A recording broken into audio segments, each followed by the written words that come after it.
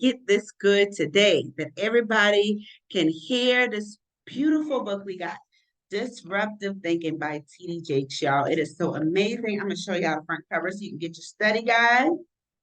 This is the study guide. So everyone go get your study guide. Now, I'm not going to put a little bit of the study guide out there. Now, listen, it's some meat in the introduction, but you're going to have to go get your own book. And wherever books are being sold, Amazon, Walmart, what Barnes and Noble, wherever the books are being sold, you can buy this book. So I got mine off Amazon. This is the study guide.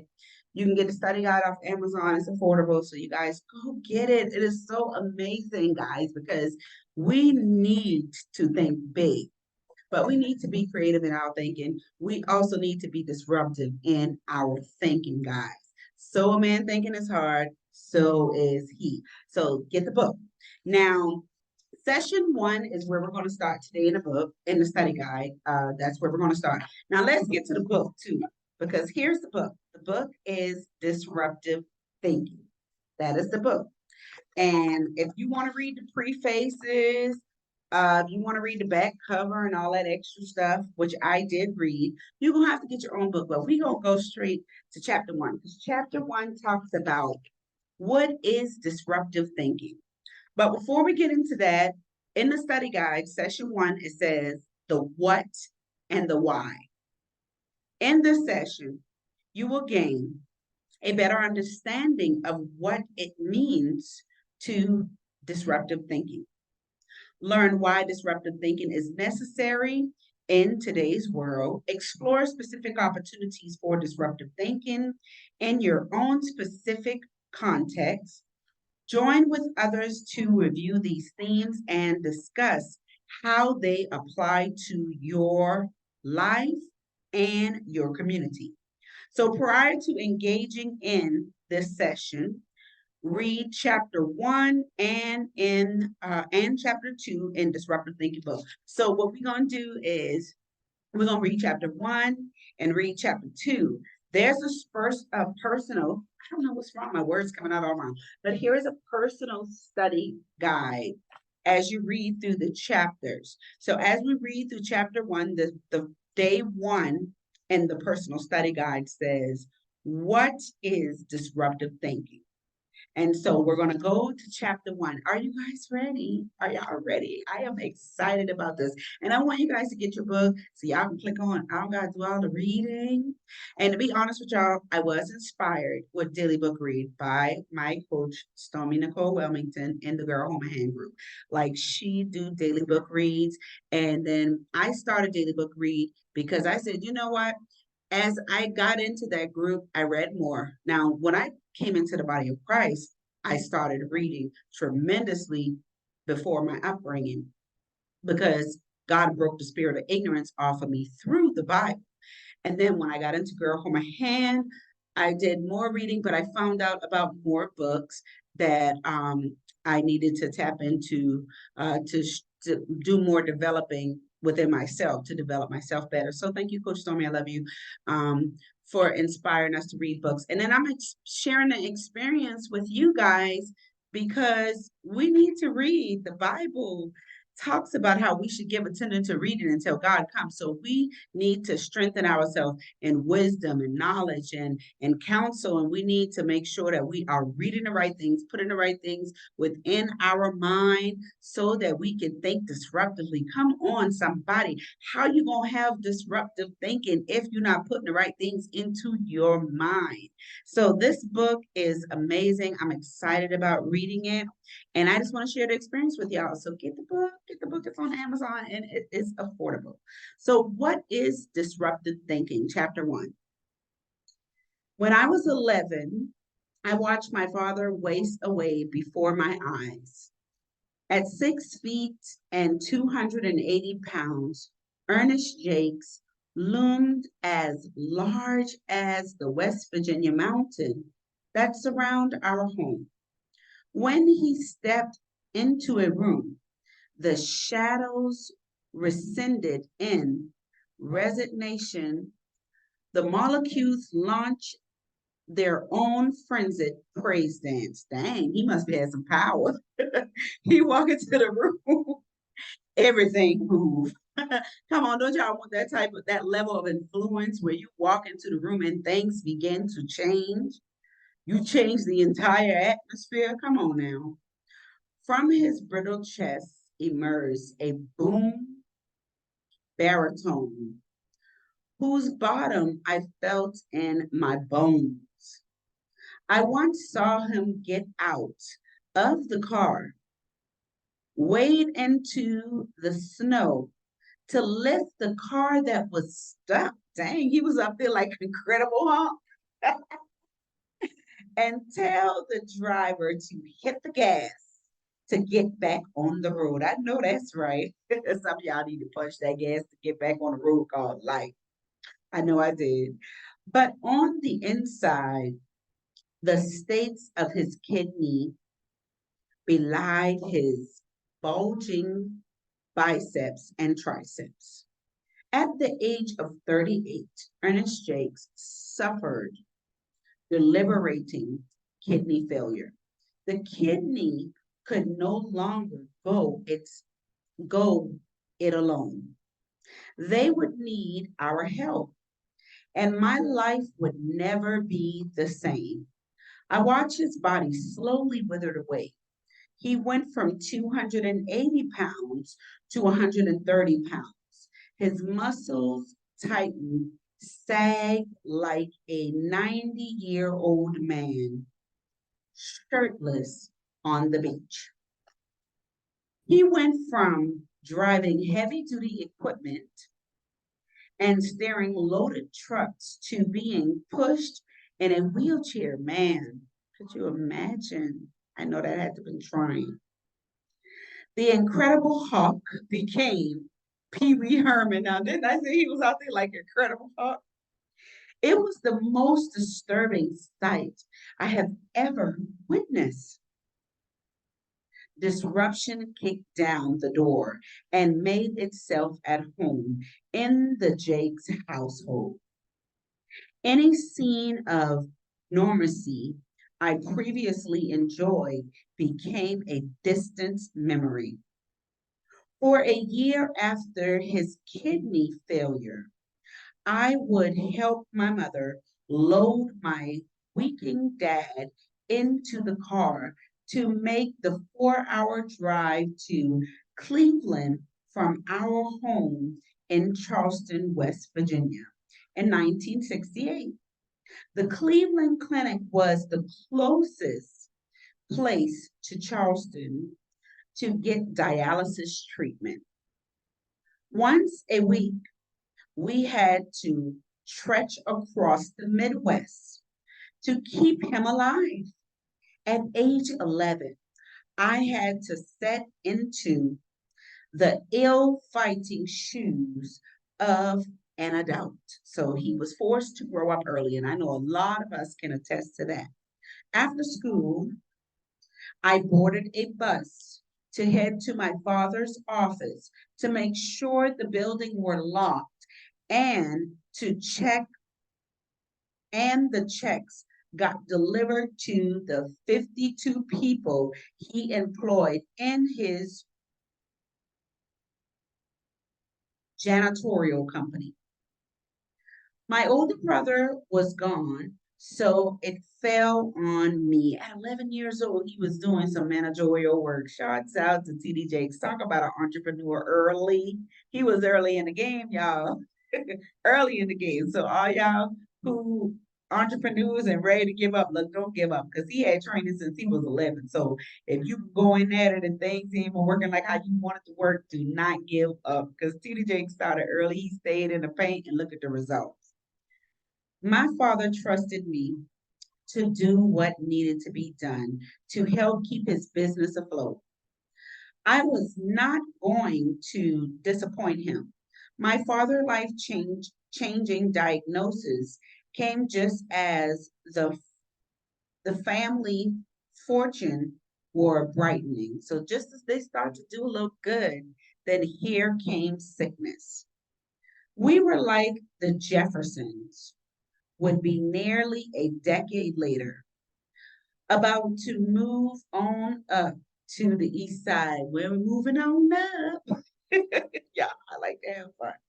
We had just moved into a much bigger house, one that allowed me and my two siblings finally to have our own rooms. Before the move, we lived at the end of a dirt road on Page Street in the community called Badella in the suburbs of Charleston. Badella was split into the white neighborhood and the colored neighborhood. The five of us made do in a two-bedroom house that was held up in rear by four by 4 inches post wedges into the side of the hill. We didn't know we were poor because everybody was poor. We didn't have air conditioning. Oh, God, back in the fan days. We didn't have grass in front yard. We didn't have a doorbell, but we had each other. No, no, we weren't a perfect family, and we had our fair share of dysfunction. Still, there was a certain joy and peace. My father did everything his hands and mine could conceive to feed us, selling fish door to door when I was a little boy, hawking a various of household goods to surrounding communities, and finally starting the janitorial service at its high had 52 employees and ten trucks working across the state. We moved into a new home, which seemed enormous to us at about 3,000 square feet. We had a lovely porch with a white wrought iron railing that was formed into a shape of a twisted metal grapevine. Okay. They're trying to get fancy with the metal grapevine.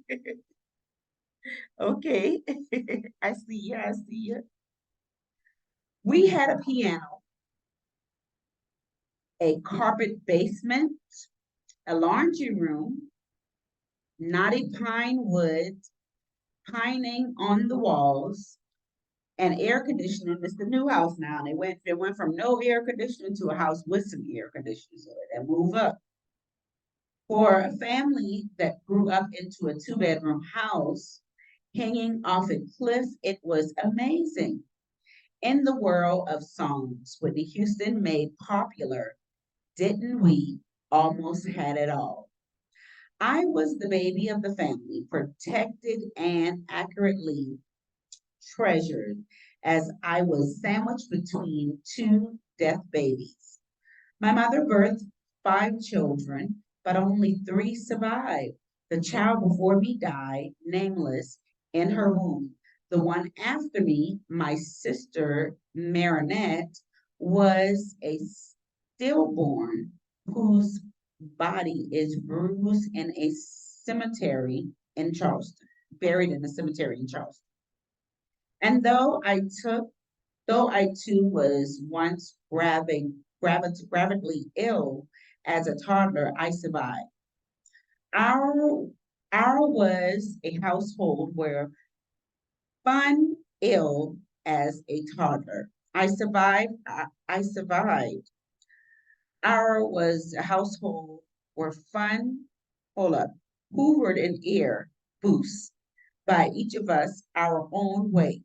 When mom and dad hit the tone for date night, they would head to the Shoney's, our idea of hated cousins,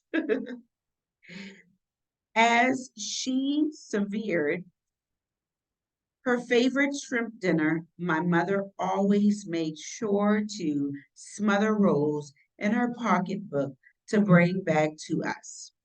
I would become intoxicated by the faint fragrance of the shrimp that still lingered on the bread. So he ain't getting no shrimp, but he got a little bit of the flavor from the shrimp. I still love the shrimp more than half centuries later because of the memory. So wow, his mom and his dad started out a two-bedroom house, three kids, no air conditioning. Then they transferred from the hood to the suburbs. But his dad was billing. He went from selling fish door to door. Come on, somebody, y'all know y'all ain't sold some stuff door to door back in the days. But he went from selling fish door to door and other little household things. Then he transitioned to starting his own janitorial company. In the midst of his janitorial company, took sick and had to delegate some of his business managerial duties to his 11-year-old son. So that tells me if he delegated some of that stuff to his 11-year-old son, that means he's been speaking the language to his children since they were young, because there's absolutely no way 11-year-old can bust in the building and pay 50 employees without hearing the language within their household. So that's why it's very important to have some disruptive thinking, because the disruptive thinking always thinks, what if?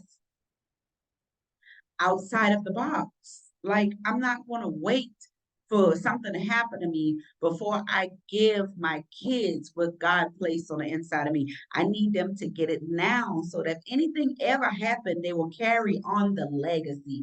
Disruptive thinking carries the legacy. And that's what TD Jakes said, carry on the legacy. Because his father was an entrepreneur.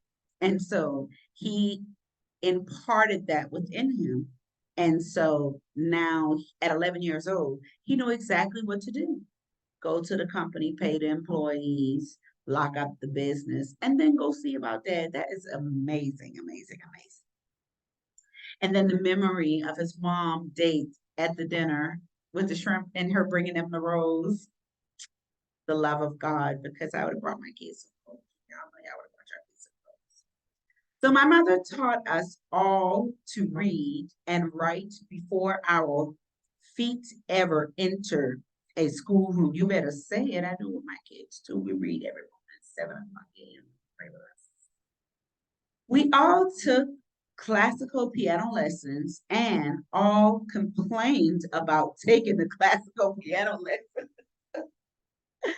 Ooh, my sister Jacqueline was the only one who had real talent. I know that's right, because I took piano lessons too, y'all, but I had no talent and no piano lessons. I didn't know what I was doing.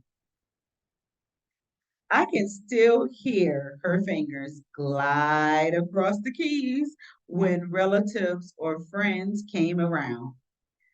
We entertain ourselves with homemade talent shows. Once I even saw my mother and father dance.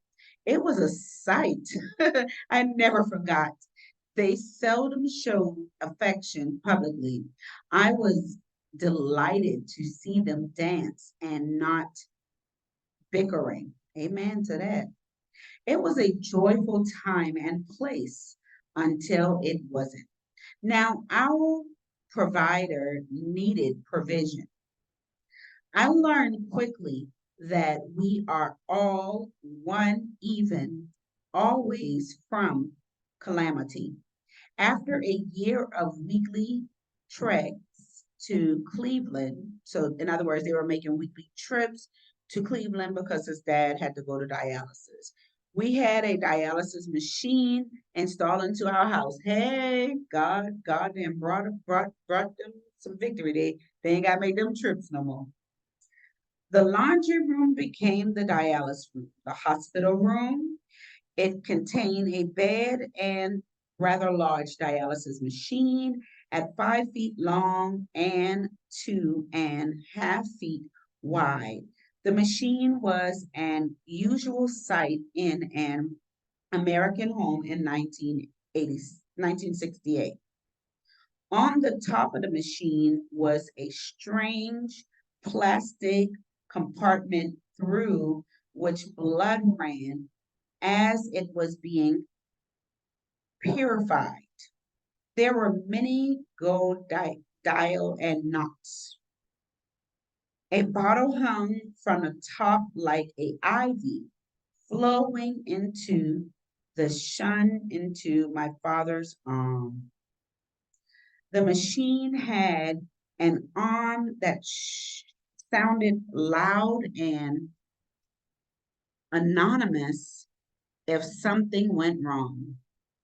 I learned how to operate every details of the machine. In fact, the first picture of me that ever appeared in the newspaper, the Charleston Gazette, showed me standing next to the machine alongside my mother as we watched over my dad getting his twice weekly treatment. His narrow, strained face looked to me like the face of a stranger. Everything was normal about my life was gone. I no longer had time to be a child. Shoot, some of us got that story and we didn't even have to take care of our parents. I didn't have time to be scared when I boarded the bus and headed to his business. I had to go make decisions and be responsible and come back to report to him on everything that had happened. While my friends on the block were playing football and basketball and riding bicycles. I was assuming the responsibility of a grown man. The sports part wasn't much of a loss to me because I never did have any sports inclinations or abilities. I couldn't play outside with them, but I could change the membranes in the kidney machine. Okay. Wrap up the shun, clean up the blood, and prime the machine. In other words, I learned how to handle disruption. Disruptive thinking became second nature to me. It became my normal. It has been said that God will promote you to the level of your tolerance of pain. Well, I guess I was being groomed by tragedy, disruption, and responsibility to handle my life now as a direct result of my life then.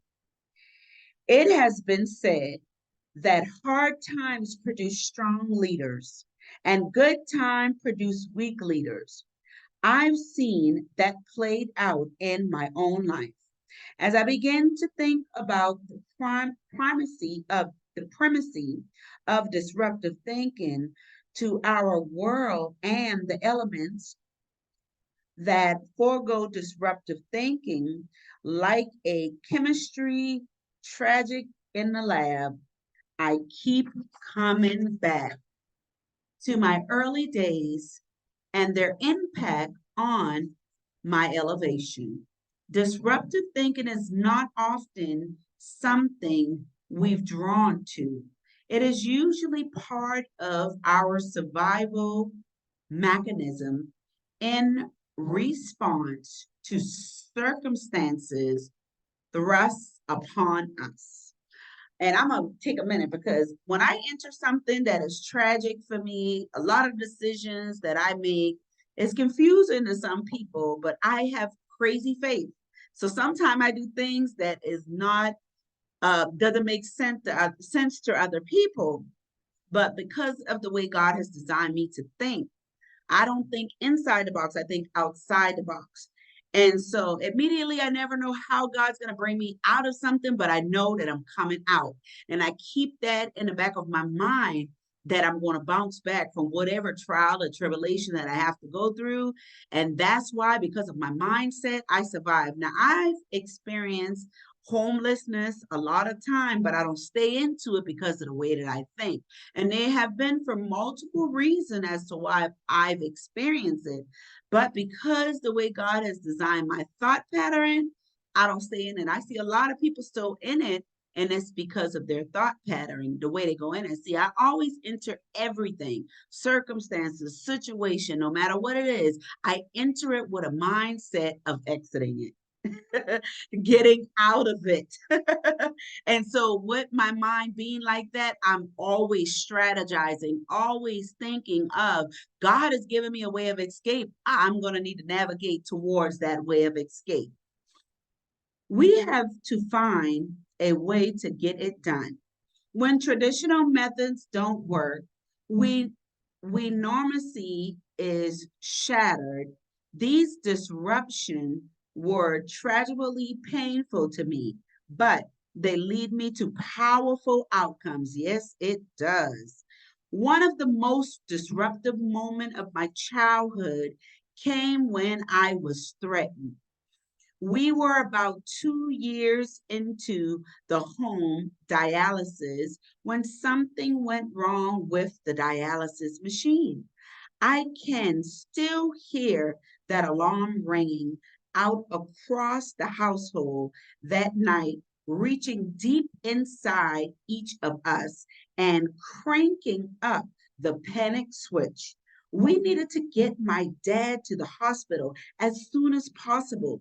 I was carrying metal pans in case they threw up in the car and blankets to ward off the frigid West Virginia winter. Now, 11 years old, but he didn't think about crying. He think about how he could help the situation. How can I help my mama with this situation? As we moved out and onto the front porch, my father grabbed hold of the wrought iron railing and wouldn't let go. He didn't want to go to the hospital. Please let me die, he said. His voice weakened, pleading, let me die. I was a child hearing my father say he wanted to die. He didn't want to fight anymore. He didn't want to be helpless anymore. He didn't want to be in the wheelchair anymore or to have them punching any more holes into his stomach for purpose feeding tubes. He was a reluctantly young man who had lost his muscles, his barrel chest, his versatility, everything that he was proud of. He just wanted it all to end. He didn't think he had anything left in him to live. Oh my goodness. I dropped it everything from my arms and a leap forward towards his finger. One by one, I pried his finger from the ringing as he cried and protest. I didn't say it, but one disastering thought dropped into my head. Live for me, Dad. Live for me. 3 years later, he was gone. He finally got his wish. Wow. All of us who came of age in the 1960s lived in a time of disruption. We know what it looks like to have chaos swirling around us, threatening to eliminate us as a socialist or society, as a society is the right word. We saw the building that had sign designated them as fallout shelters in case we were bombed. We saw the headlines reporting on the death toll in the veterans as war protested flowed through the streets. This was way before my time, y'all. This was back in 1960. Back in the day. We saw signs on houses warning you to stay away because there were tremendous turbulence inside. Diseases were still running amok, and peninsulas became more widely available. The president had been shot dead in a field view of the nation, something we hadn't seen in 100 years. Wow. Racial tension were off the charts as we watch Mahalia Jackson in Imagination of Life, a film that delved into the painful consequence of a fair-skinned Black woman passing as white. There was still occasional launches in the South.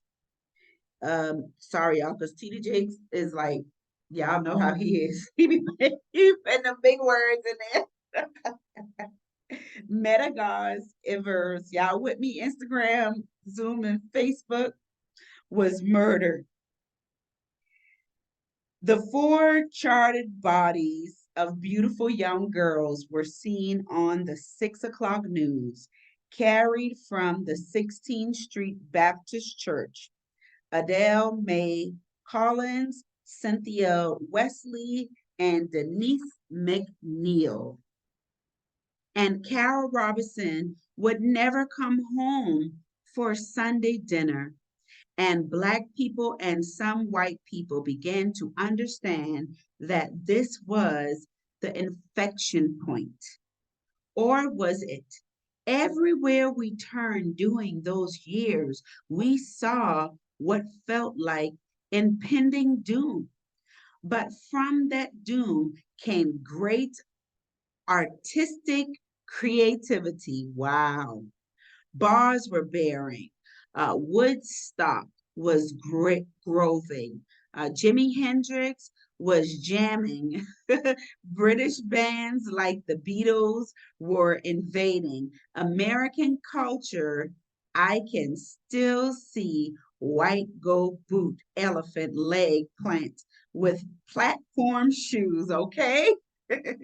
Fashion and fire.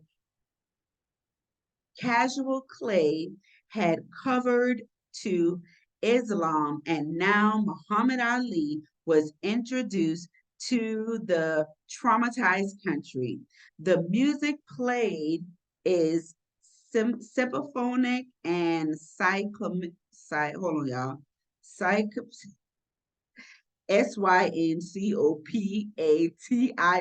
Spelling bee moment. Y'all know I spell it out in a minute.